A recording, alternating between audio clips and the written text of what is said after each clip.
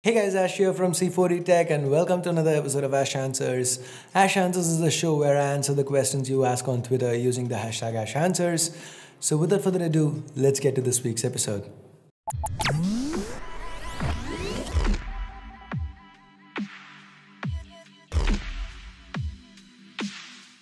Are you paying income tax? Please tell and pick my question. Well, I decided to open with a very awkward question. I have no clue how this helps anybody, but yes, I am paying my income tax. Obviously, I'm paying it for myself, I'm paying it for C4E Tech. Yeah. Are you disappointed after seeing Lenovo Z5 or you expected it earlier? Last week, Ash Answers, what did I tell you?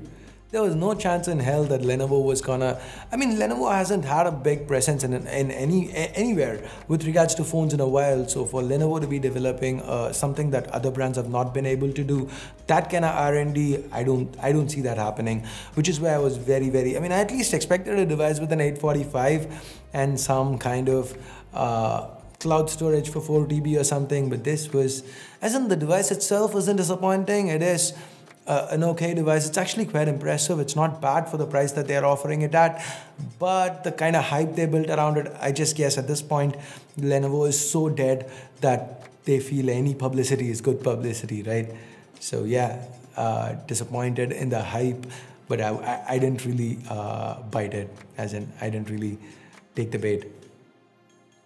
Don't you think LG is doing a big mistake by not launching the LG G7 ThinQ in India early? Look at OnePlus, Samsung and many other brands. They launch on par with global launch so as to capture the larger smartphone market early. I do agree that they are losing out on sales, but I also understand why LG is doing it. That's because LG doesn't, like Samsung doesn't move a lot of S9s in India compared to other parts of the world. All right, so they do move quite a bit because, again, like I said last week, we have a huge number of people, right? But for a brand like LG who can't market their phones much in India as much as Samsung, the two brands you talk about, one Samsung, extreme marketing, two OnePlus, targeted marketing and very wallet friendly pricing. Now both of these LG can't pull off. So what LG has been doing is waiting a while, waiting for the component prices to drop so that they can launch it in India at a competitive price. At least that's what they did with the V30 Plus.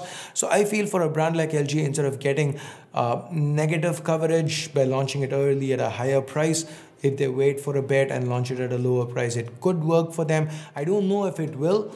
What would you guys like to see? LG launch early at the same time as global at a higher price, or a few months later at a lower, a little bit more comparable to OnePlus kind of pricing? Let me know your thoughts in the comments below. Why Chinese brands are not launching their devices in India even when Indian market has a huge potential? Specifically asking about the Xiaomi 8 SE, Lenovo Z5, Honor Play, also an exception, Nokia X6. This is the other end of the spectrum, right? So these brands, they are very price sensitive with regards, as in slim margins with regards to these phones. So they kind of need to sell a bit in their home market before they launch in other countries. In a country like India, the certification, the import of phones, it's all a little different, a little more difficult. So there are added overheads, right? So a phone, if they're launching it in India, it comes at a higher price tag than launching it in their own home countries. So when you look at the Redmi Note 5 Pro, it launched at a higher price than the Redmi Note 5 sells at in China. So when you announce a phone, you want to announce it as competitive as you can with regards to the pricing. So the brands want to launch it in their home markets where their costs of shipping, their costs of the customs costs, the taxes that go along with exporting to a different country or importing it into India, those are lower, which is why most brands launch it first in their own home markets. So that's that. And eventually they do bring it to India. Xiaomi has a very weird one flagship in India a year policy, so I don't know what Xiaomi is going to do, but other brands, Lenovo to an extent, your Honor, most phones do end up in India a little later, and this is probably the reason behind it. Bro, do you prefer Canon, Nikon or Sony? There is no preference per se. I am a Sony guy, not by choice. So basically, I started the channel off with a point and shoot Sony camera that I had lying around. And then I kept upgrading, technical upgrades, right? Got a Canon Handycam, before the Canon Handycam, I got a Galaxy camera. It was a weird camera. The reds were orange on it, but I liked it. It was Android, right? So it was fun to use. It was easy to transfer compared to a Sony, where at that point where I had to take the card out and stick it into a card reader. The Samsung camera, it could just connect. I could transfer and all that. But then at one point, not having manual focus became an annoyance. Not being able to, the colors being off all the time became an annoyance, a hindrance. So then I decided to upgrade, and this time I wanted to go to a Handycam because Handycams had better stability. And I've had a good experience with Sony in the past. So I went and picked up a Sony Handycam, and here's the only video I shot with it, the unboxing of the Mozilla Firefox phone. Mozilla phone. I don't remember the name, whatever. I'll hunt it down. I'll put a card to it here. So, and if you look at it, the chromatic aberration on it, the white box, or rather the whites against the black, it was all so much orange to the side, so much chromatic aberrations that I was really disappointed with the camera.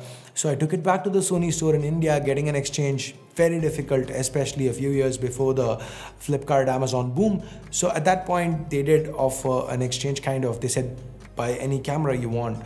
We can't give you your money back, but you can buy any other camera that's priced higher than this, and you could, pay the difference. So I was happy they allowed that, and then I bought the camera that was priced closest to the Handycam I had bought, a Sony Alpha A57 or Alpha 57 camera. So it was a, what was that? It was a APS-C sensor. Sony's Alpha camera is not the new ones, not the ones with the EMON, not the A7, A6300, not them, but rather the A57, the A99, the A77. These cameras are really bad for video. Nobody ever talks about it. I don't know why. If you're shooting video and if you're shooting autofocus, it gets locked to f3.5 no matter the lens you use, and that's very difficult. So basically with those cameras, it was good for me because I learned to shoot manual all the time. A lot of YouTubers I know, they don't shoot manual. They're like, no manual, no autofocus. How do you actually shoot? Well, for me, it was a learning experience. I learned to do everything manually. So that I was also logged into the Sony ecosystem because I did buy a couple of lenses for it. So when time came to upgrade, I upgraded to the Sony A99, which came with the same problems. And then when I had to upgrade, I went Sony, what is that? The FS7. This had a different mount, but then again, fully manual because except one of our lenses, everything else is manual on it because we use a Metabone speed booster to get the A-mount lenses onto this. And then when I wanted a secondary camera, well, A6300. And then when I needed a camera to travel, I wanted to kind of stay in the Sony ecosystem.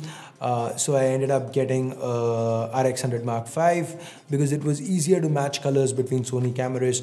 Now that I'm going to be traveling a lot more and I want a serious camera, because one of my friends from Gadget Match, she shot this thumbnail for the ROG phone, and it was, oh my god, awesome, because she was using a full frame camera and that got that kind of a bokeh. So I realized when traveling, sometimes we are shooting in cramped spaces and you can't use the length of the room to get bokeh. So I am looking to get a Canon 60 Mark II right now.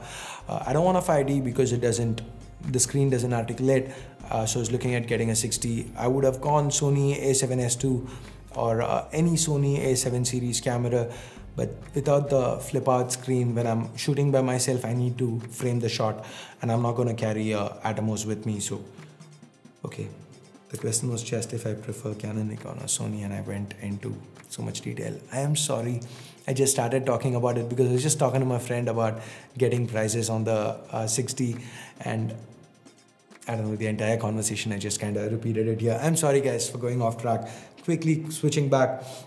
Why suddenly newer budget phones are coming with facial recognition after iPhone 10 popularized it? Was the technology always there and they didn't care about it, or did it suddenly get cheaper? The technology was always there. In fact, Android had face unlock a long time before, but Apple has implemented it with security, with dedicated hardware, so that it can't get tricked easily, whereas face unlock using the front camera is always not that secure. It is not as secure as Apple's implementations, but then the manufacturers are kind of counting on people not really caring. Just, Apple's done it, it's cool, it's the in thing, let's give it via the front camera.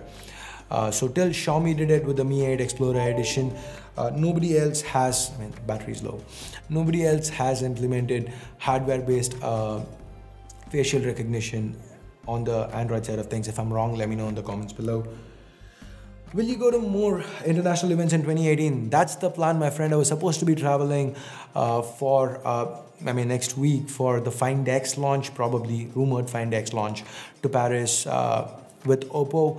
But, well, I got in from Taipei very late, so we haven't had the time to get my visas processed. So I'm not traveling to that, but I am traveling out of India quite soon, flying out to UAE for a few other things, and then I'm taking a vacation in Bali. So that's like something we've planned for 3 years.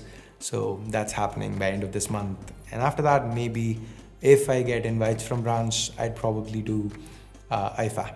When will Asus do away with flash sales? They are forcing me to look at other brands such as Realme.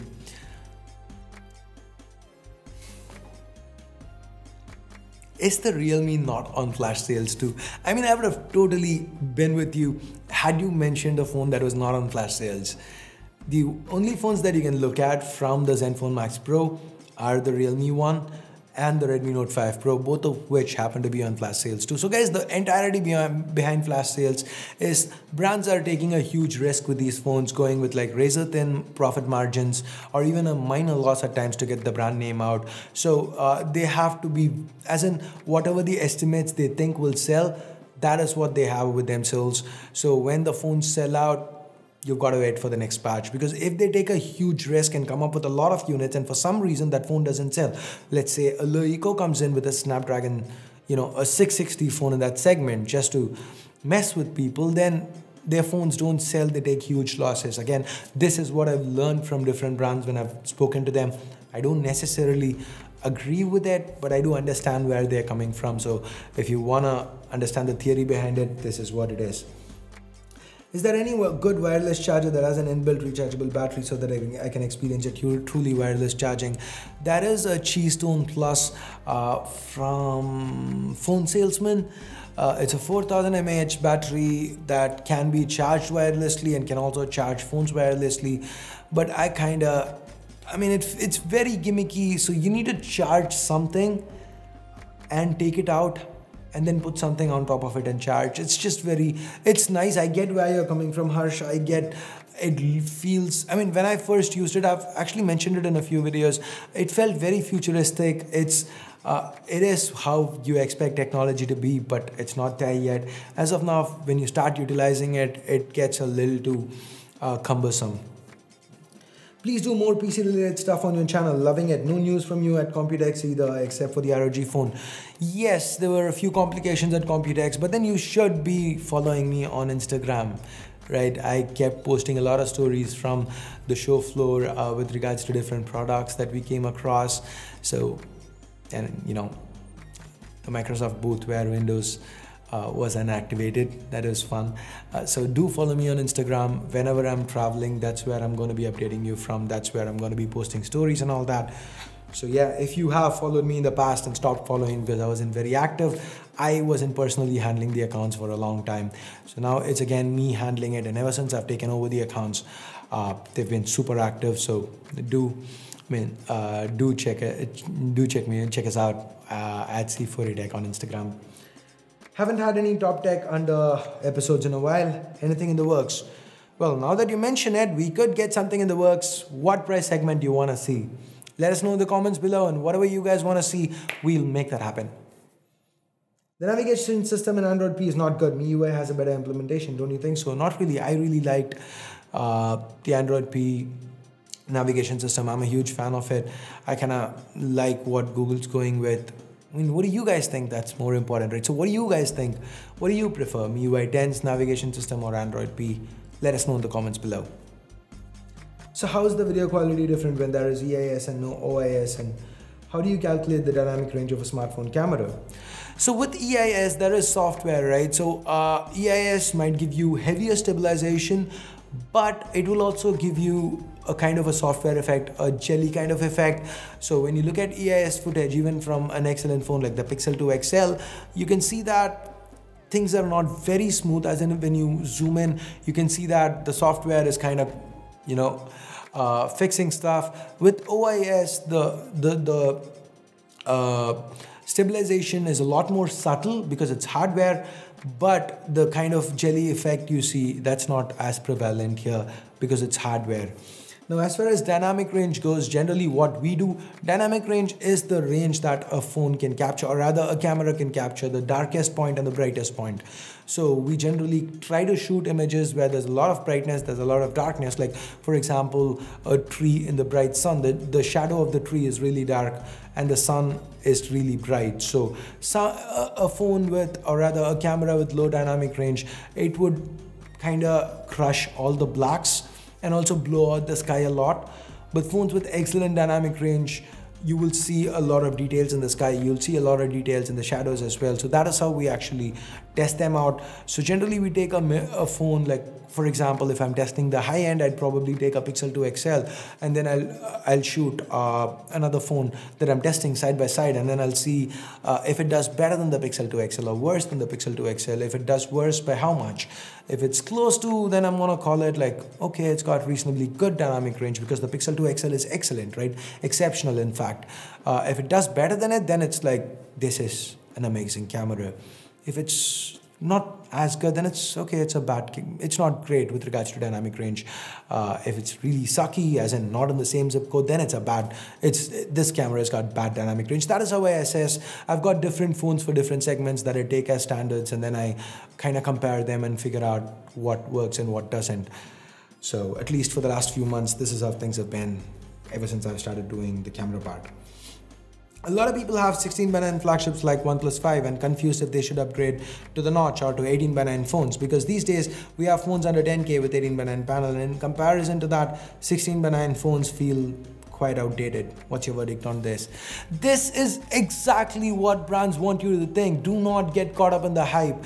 End of the day, just because a phone with a 18:9 panel or a 19:9 panel launched, does that make the OnePlus 5 a bad phone right now? Is your OnePlus 5 any slower? Isn't your OnePlus 5 still faster than a Galaxy S9? If you don't know, hell yes it is. It is faster than a S9. So again, Samsung users, I'm so sorry. The S9 does a lot of things very well. It's got an excellent display, it's got great cameras and all that, but when it comes to speed, you know, Oxygen OS is better. That's fact. So do not get caught up into these kind of marketing stuff from brands. These are all nice to have. 18:9 panel is nice to have, but it's not a deal breaker. You don't upgrade for a panel. You don't upgrade for the notch. Hell, there are people who downgrade for a notch. You know, it is polarizing. There are opinions on both sides. So please do not upgrade your phone. Do not even think about upgrading a phone if your only complaint about the phone is that it doesn't have an 18:9 panel or it doesn't have a notch. I mean, I really don't have a lot to say here. Do not upgrade just for the display. What's the Bluetooth headphones you use while traveling, which you took to Taipei and Singapore? I wasn't really in Singapore, kind of. There was a typhoon in Taipei, so my flight was delayed, meaning my connecting flight from Hong Kong that left before I got to Hong Kong, so they diverted me, made me travel to Singapore and back, a 12-hour detour. Oh, I'm still exhausted from it. So what I'm using currently are the SoundSport Free. Now, I have very mixed feelings about totally wireless earphones. Maybe I should do an entire video about it, or maybe I should just talk about it on Ash Answers. I don't really know at this point. I don't know. Let me know if you guys, I'll put a pin on this. I'll get back to it next week. I could probably do a dedicated video on it, or I could do as an are total wireless earphones worth it?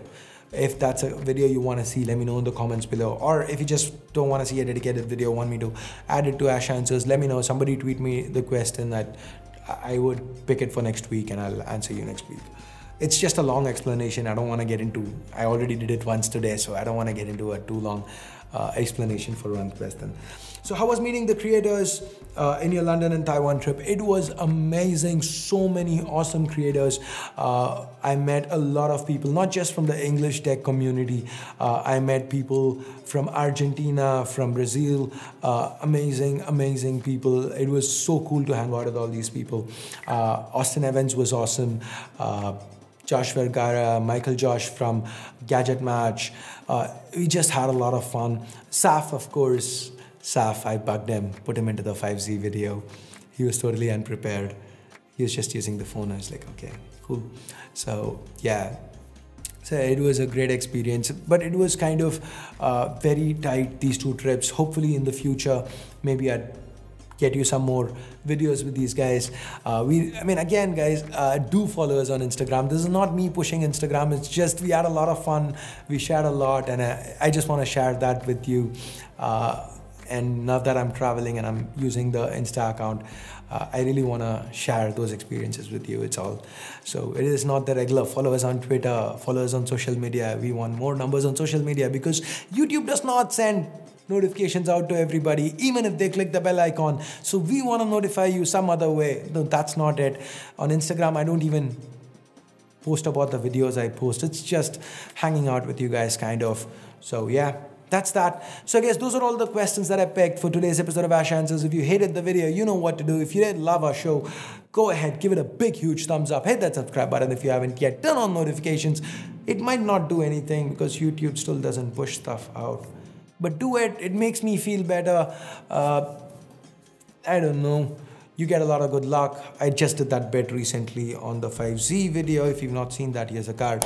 And I guess that's it. Thanks a lot for watching. Till next time, my name's Ash. You've been watching C4E Tech, and I'm signing off for now. You guys have a great day.